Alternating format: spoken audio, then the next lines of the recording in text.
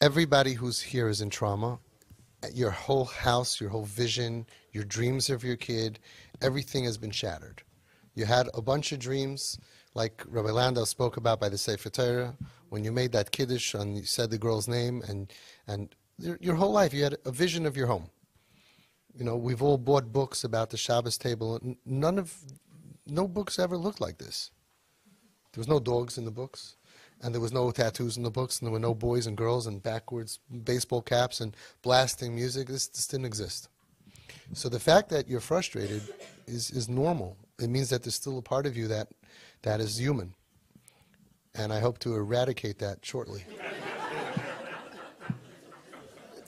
Because we can't afford to be human, because the facts are that if we can get a hold of this, right? If we can get a hold, it's like a wave and it keeps crashing on you and drowning you and crashing on you. But if you get a surfboard and you learn how to surf, it's like you're riding the waves, you're 50 feet in the air, and you're like, bring it on. I know how to do this. Loving it. That's a bit of an extreme, but some people are even like, yeah, come on, let's see what you got for me, huh? You have to see, it's sink or swim. Right? Sink or swim.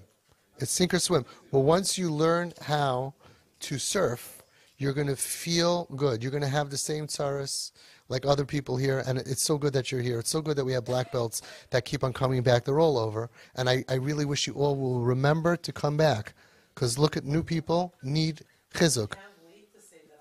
Emir Hashem. Mirza Hashem B'Karv. So the bottom line is, yeah. So the fact is, you're normal, but you can't afford to be normal.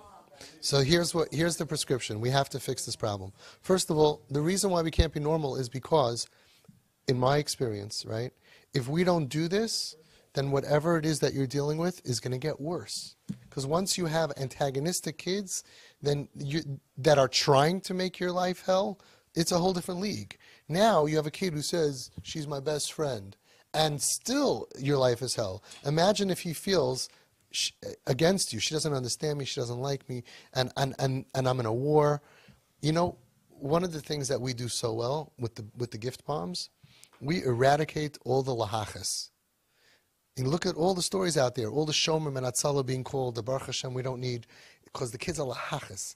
There's parents who came here, before they came here, their kid came home at 2:30 in the morning, blasted the music in the kitchen, waking up the whole house, went to the circuit breaker, shut it off. Did you know that you can trigger the house alarm, the smoke detector, by spraying deodorant at a thing? He did it in the middle of the night. There was a war, and the father was running after him. A lot of fathers running after their kids out in the street in their underwear with a baseball bat. Not pretty, not good for the other kids.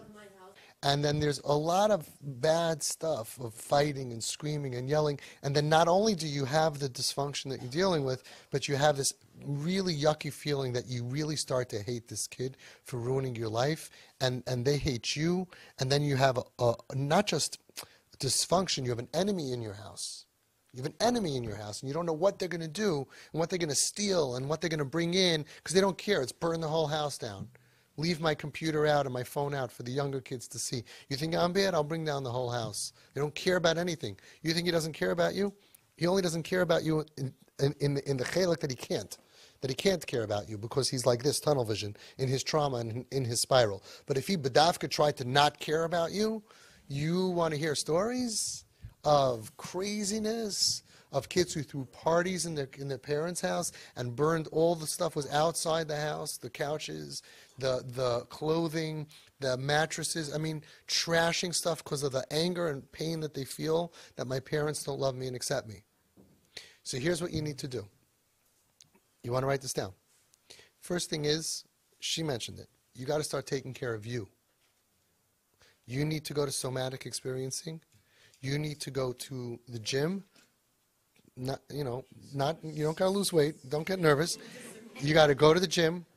You gotta go to therapy and just unload and just let it loose. Don't ask advice. That's my job. But you gotta take care of your mental health, and you gotta run. Do you know how to run? Run. Just get your sneakers on and run an hour a day. You gotta get the stuff out of here, so that way you can be the perfect mom through this stage. Now, this does not go on forever. This is a stage. You happen to have a lot going on. You have two very difficult situations, right? You have things are happening. I believe Be'ezus Hashem we're going to make it. But it's a stage, and you got to have a lot of chizuk. You have to have your sisters, your TP sisters on the group. Pick some of them, either tonight after group or on the chat, and say, okay, I need somebody to talk to who's been through this craziness, and they will help you, because more than my voice, you need to hear people who are in there, been there, done that, okay, which we have for you. Dozens and dozens and dozens of them. Pick the ones that you feel comfortable with. If you need somebody to come to your house and schmooze when the kids are asleep, which is really, our kids work with us. They give you till 5 p.m. to do whatever you got to do. That's why they're sleeping till 5, giving you a chance to clean and do shopping and do whatever you got to do. And then meet people. They'll come to your house. We deliver. Everybody in the room here would drive anywhere to help anybody else. And everybody's shaking their head, yes, we are with you. But you don't have time. So you can't go ahead and spend 6 months on filling yourself, and what you got to do this simultaneously. What you have going for you is your kid thinks that you're his best friend. Okay? That's a good thing. You need to start right away with infusing your life with as much as you can. 3 times a week, let's say running, twice a week. You figure it out. Pick the cheapest therapist, copay $15, and just talk and talk and talk and talk and talk and talk. You can call me also, and I'm just going to, I'll do other stuff. I'll put you on mute. No problem. But thank you, by the way, for offering my services, because I have so much time. Okay? There's so much you can do for you, and you need to do that, including coming to group and laughing. Okay? Now, there's also a component here called Imay Anachi B'tzara. Okay? I'm like a coach. I can't do it. But I can tell you what to do. But everybody here is with you. Everybody here, similar situation, some worse, some a little better. Nobody called me up. This lady called me up today, and she said, is this Rabbi Fisher? I said, I'm not a rabbi. Mr. Fisher? I'm not a Mr. Avi? Yeah, okay, Avi, you got the right number, right? Okay, so I need to call you. I said, I can't talk right now. Text me. Are you calling me about your own child or about somebody else's child? How do you know what I'm calling about? I said, because nobody calls me to say, anything nice. Nobody calls me and says, hi, I just want to tell you my kid did really great this week. His Rebbe, my kid got a 95. Are you Rabbi Avi Fisher? Yeah, just want to tell you my kid is on the derech. Kept Shabbos. Just want to let you know, he was a boy yesterday. He's still a boy. Everything is good. I never get that call. My kid wants to get married to a Jewish girl. Never happened. So you got to take care of you. Also, you got to listen to the audio. And you got to finish the book, because okay, good. So we got to review it and get into it. I'll tell you why. Because when you're in the insanity, it's like you're learning how to play tennis. You play tennis? Okay, so you're learning how to play tennis, and they do that, right? And you got a ball, and you got to learn how to hit it, right? And then all of a sudden, it's like boom, boom, boom. There's 2 balls, 3 balls, 4 balls.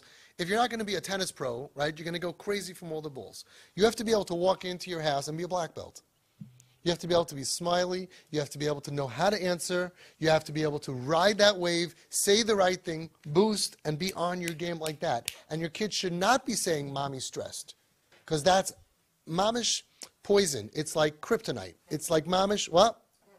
It's poisonous. It can't be medabik to someone who is nervous. So you not only have to do all your jobs as a mom, clean your house, cook the food, be the wife, be the husband, go to work, not only that, you also have to be Superman, where you're able to just jump in there and, hey, how's it going? Oh, great to see you. Know exactly how to respond, how to compliment, how to heal your children, and that they should feel that you're their best friends. Planning bombs creates ahava. Because the root of ahava is hav, as Rabbi Eliezer Dessler famously taught us, that hav is to give, and it creates ahava. Go shopping and find things to give them. It's going to create new love that wasn't there before. It doesn't just reveal love.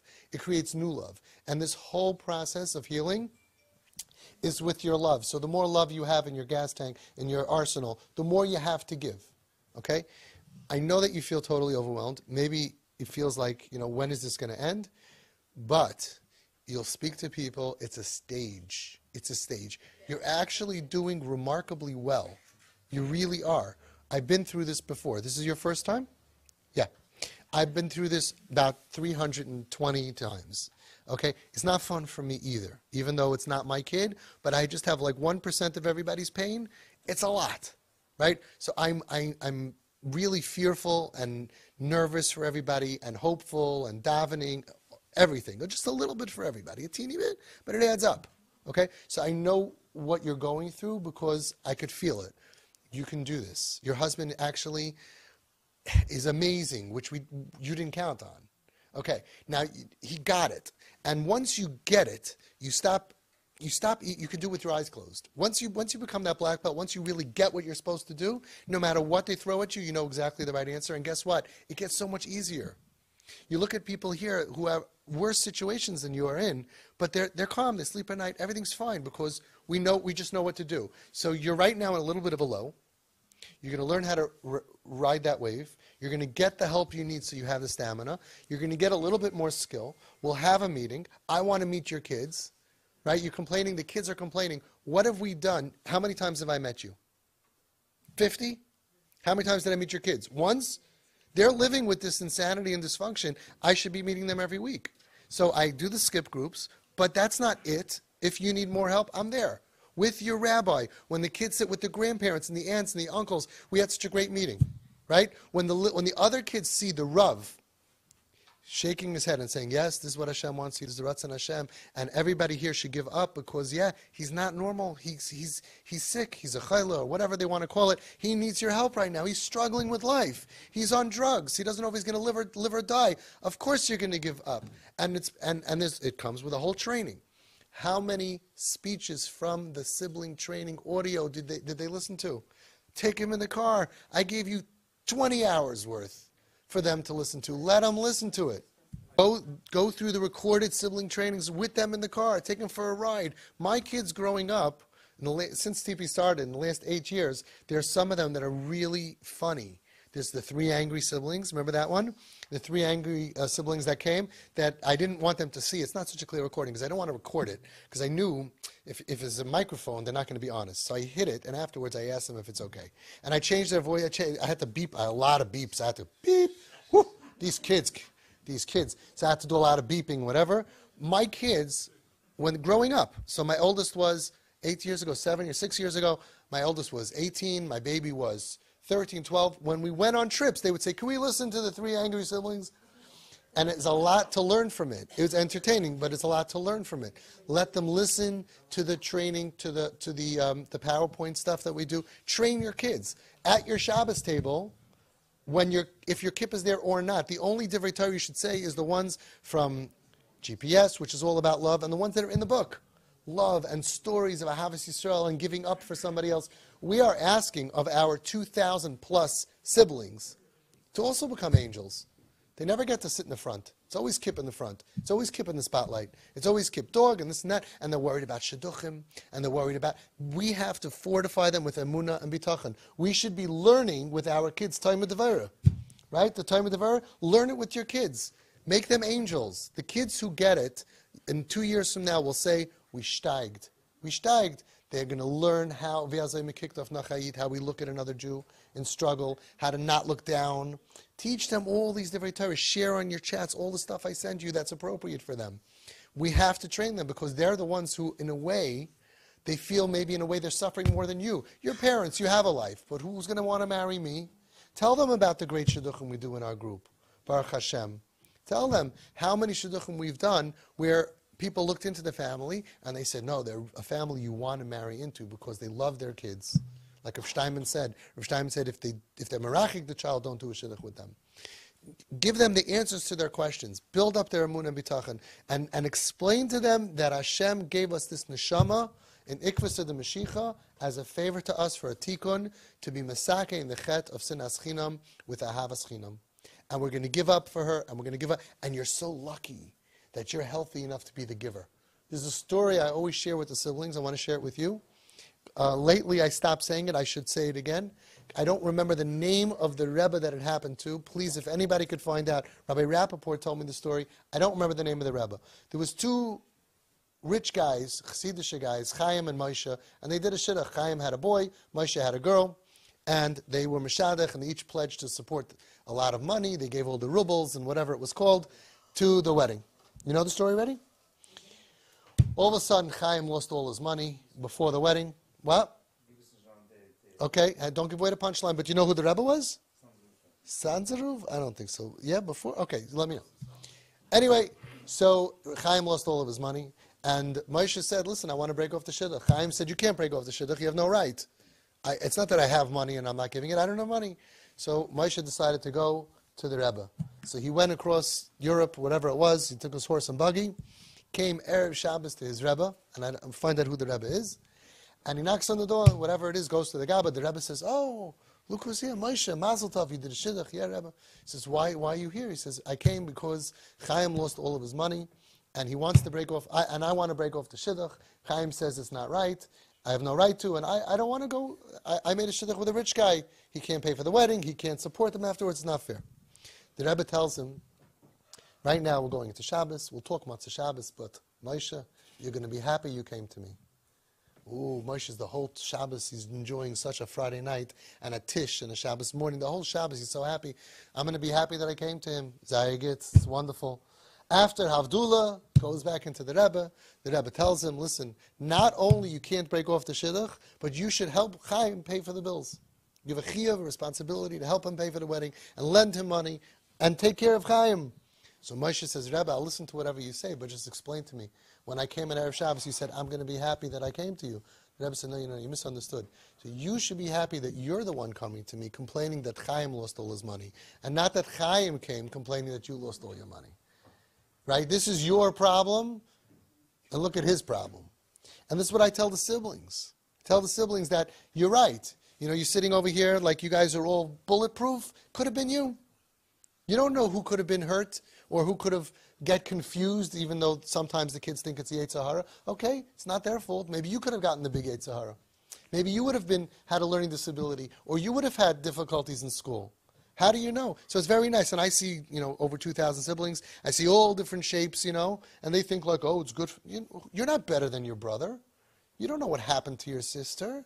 So be happy that you have a life and you have pride, you have self-esteem, and your parents love you and like you and are proud of you, and you can get married, and you can build a house, and your big problem is that you have a crazy brother or sister that you have to be nice to, and who smells not so good in the house like exactly the way you want, and you'll deal with it. Isn't that better than if your brother was sitting here talking about you? And that's the part of the training you got to give to them. You're going to be mevater. Not because it's easy to be mevater. You can go ahead, you can make a chart. By the way, this is a great thing to do. You make a mevater chart. You put your kip on there also, because he shouldn't look different. And he's never going to get any stars. So you just add them for no reason, right? And you show your kids, wow, Chani, come here. Or you do a private one with the 7-year-old. Could be a young kids. You gave up. Wow, come here. You get a star. By the way, kids will do anything for that star. I used to be in shul. I had all the young kids, and I wanted them to daven well. So I gave out tickets. I had like 30 kids sitting next to me by davening, and I gave out tickets by Shacharis, right, and by Amen. And if I wanted them all to be great, I said, if everybody's good, I'll give everybody an extra ticket. And they all did it. If everybody gets an extra ticket, you don't have any more odds of winning the lottery. They're happy to get the ticket. The ticket is the prize. So you can have, if you get 10 stars, you get a bigger star. And then they'll work for that 10 bigger stars. You never even have to give them a gift. Or you can give them a cookie, or you can spend time with them, whatever it is. They don't do it for the prize. They do it for the recognition. And you'll give them a prize also. So you go, Chani, every time you give up and they get it. And they get it. The youngest kid that I ever heard this from, in group here at a sibling training. At a sibling training. It was a 7-year-old girl. She was sitting on your chair where you are right there on the second row. And she told a story. There were about 35 girls here. She told a story. She said, I went to my sister and I told her, Chavi, you look so pretty in that sweater. And everyone in the room went, ah. And she said, shut up, you stupid head. And everyone in the room went, ah. Horrible story. And then she looks at me and she says, but I didn't take it personally because I remember you told me last time that she's going through a very hard time. Oh. Children can be trained. A 7-year-old little pipsqueaks understood my 16-year-old sister is going through a hard time, so don't take it personally. And she didn't. Now imagine if she would tell you the story and you told her every time that happens you get a star. It would be even better. Isn't that amazing? A 7-year-old. We have kids here, 8-year-old, 9-year-old. I ask them, do you want to go off the derech? They say no. I say, why not? You could do whatever you want. You don't have to wake up in the morning. And they say, right? And they say, no, I don't want to. I want to be happy. This little kids say, because I want to be happy. They know that going off the derech doesn't make you happy. They know that doing drugs doesn't make you happy. They just need to be trained by parents who are calm. Never, ever complain. Never complain. Never cry in front of them.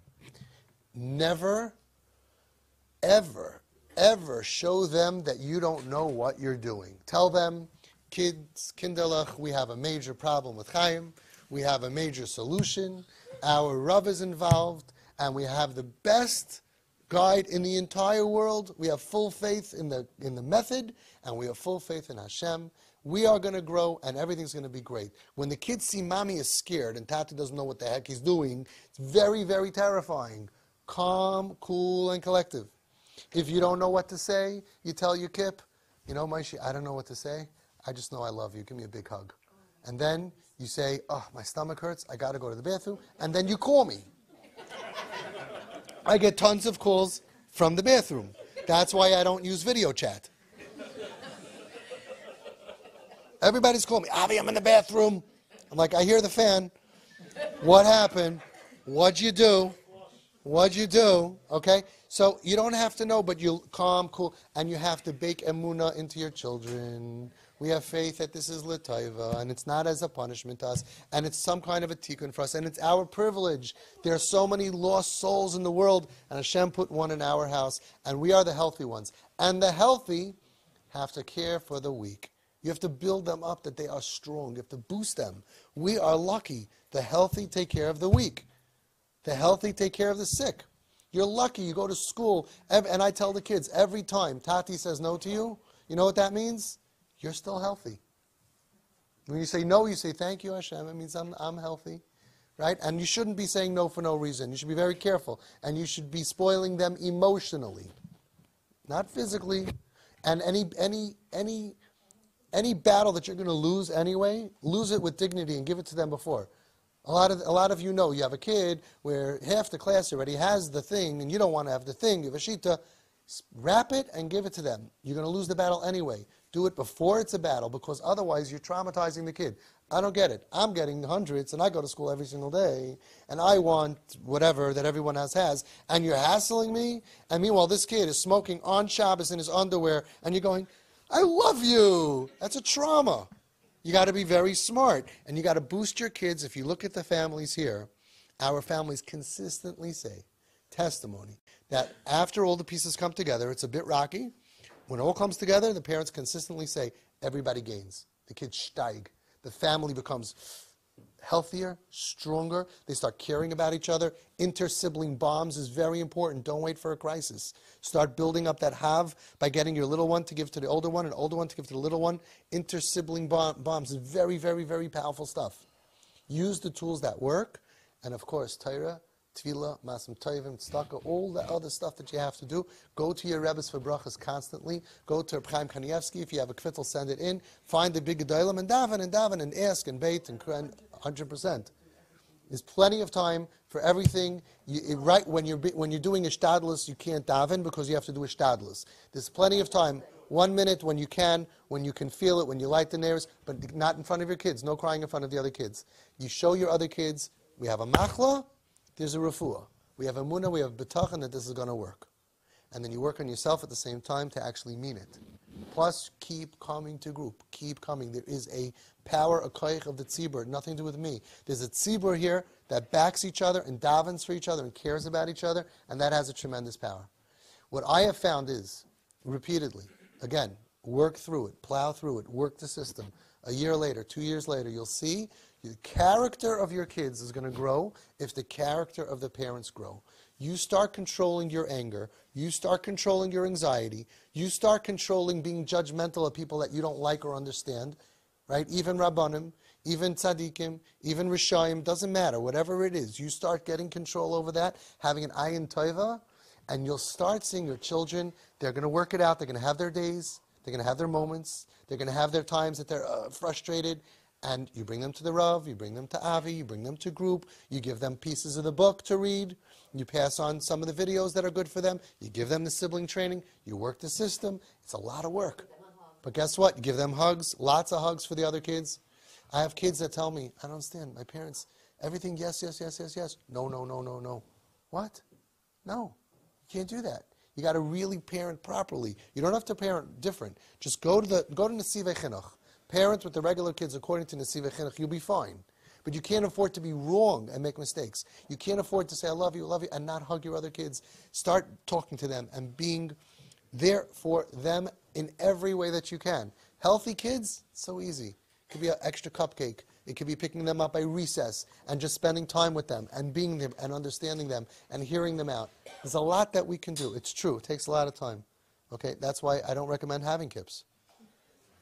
But once you have them, your house becomes the hospital and the psych ward, and you're the doctors, because who else is going to save your kid? If you have kids that have, if the skips have their own trauma, then you use your skills now so they don't have to go and do drugs and stick a needle arm to get some attention. And that's a lot of resentment from some of the kids. They say, what do I need to do to get some attention around here? Do I need to be Michal Shabbos? No, you got to give them attention. And tell that to your kids. Tell your kids, the skips, you give me so much nachas, and one day he will too. I have emunah, and I believe that he will also. But right now, it's a hospital. Right now, we are doctors and nurses because there's very few other people that you can actually rely on. I would love to say, send them to therapy. First of all, they don't go. They don't talk. So what are you going to do? How many therapists did you try already? It doesn't work for some of our kids, and those are the ones in this room. I'd love to say, send them to rehab. What's the success rate of the rehab? And you have to want it, right? So who is going to save your kid if not for you? Only you. Only you. And of course with Siyata D'Shmaya. And you have to believe that Hashem is holding your hand.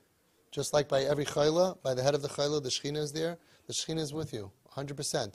You go to Hashem and you daven and you say, Hashem, shloisha shutfim ba'adam. Tati and Mami are two shutfim, and we voted. We want this kid happy, alive, happy, healthy, and from. Right? That's what we want. And we're doing everything beyond our natural capabilities. This is unbelievable. We're twisting into a pretzel. And I'm sure Hashem is going to say, okay, you got my vote also. I have no doubt.